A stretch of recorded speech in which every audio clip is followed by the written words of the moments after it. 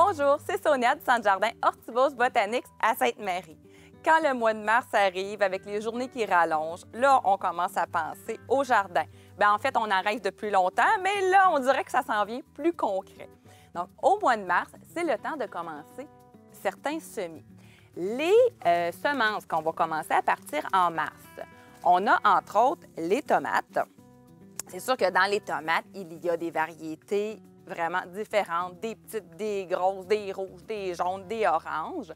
Là, c'est vraiment à votre choix et selon vos goûts. Il y a la cerise de terre aussi avec son enveloppe qu'on met là, souvent sur des gâteaux, qu'on fait des gelées.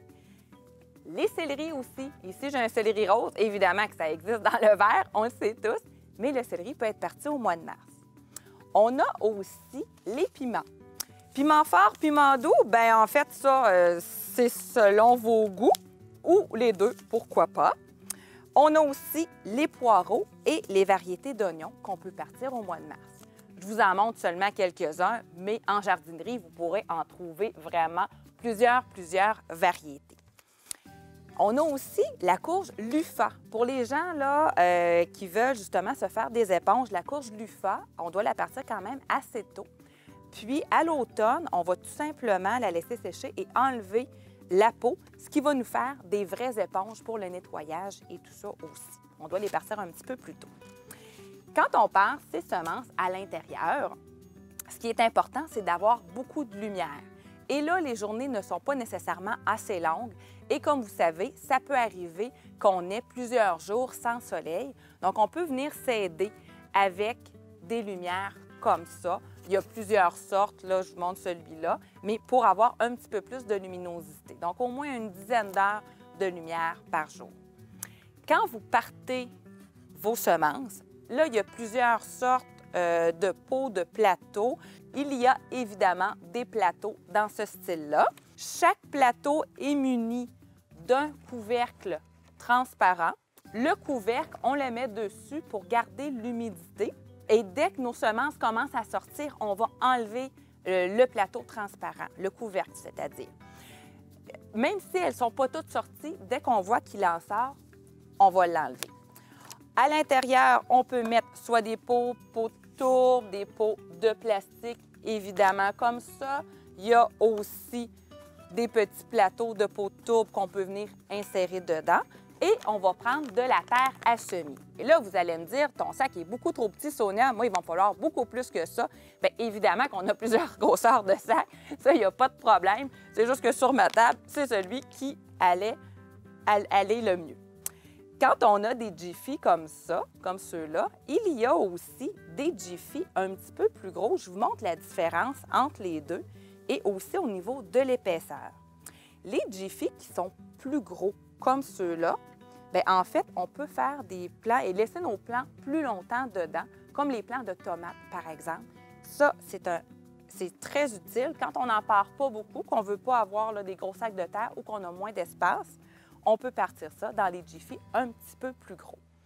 On se garde toujours aussi, quand on fait des semis, un petit vaporisateur, toujours utile, parce que des fois, on ne veut pas nécessairement arroser, on veut juste humidifier un petit peu.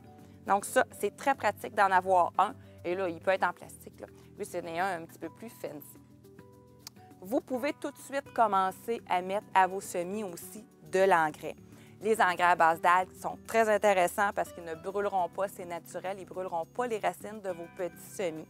Vous pouvez en mettre justement dans l'eau de votre vaporisateur, puis ça va déjà commencer à leur donner leurs vitamines qu'ils vont avoir besoin pour bien grandir. En mars aussi, on parle semis, mais on peut parler bouture aussi. Vous avez peut-être gardé vos plants de géranium. Voyez-vous, j'en ai un ici. Il a poussé un petit peu en orgueil, mais c'est le bon temps de venir faire nos boutures de géranium.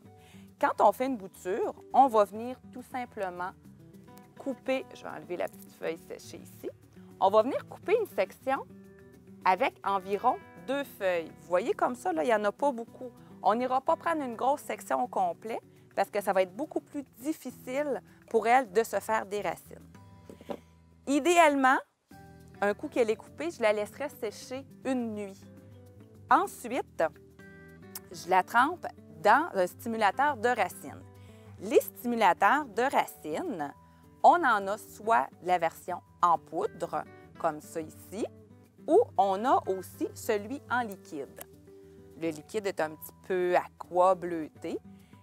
En liquide ou en poudre, les deux sont très bons. Vous allez obtenir un très bon résultat aussi. Donc, du moment qu'on a trempé notre bouture dans soit la poudre ou le gel, on va soit venir mettre notre bouture dans un Jiffy ou le mettre dans un pot avec de la terre. Ensuite, on va humidifier notre terre tout simplement et éventuellement, les racines vont sortir et on va pouvoir, à partir de notre plan de l'année dernière, avoir plusieurs plants. Donc, en mars, c'est le temps de faire nos boutures aussi. Donc, si vous avez des questions, n'hésitez pas à nous contacter, soit via notre page Facebook, Messenger, on est aussi présent sur Instagram. Vous pouvez nous appeler évidemment. Et n'hésitez pas à aller voir sur le site de Botanix, www.botanix.com. Il y a des beaux blogs, des beaux calendriers de semis et des idées, là, quoi partir, quand et comment le faire. Donc, c'est Sonia du Centre Jardin Hortibose Botanix à Sainte-Marie qui vous souhaite de démarrer un beau printemps.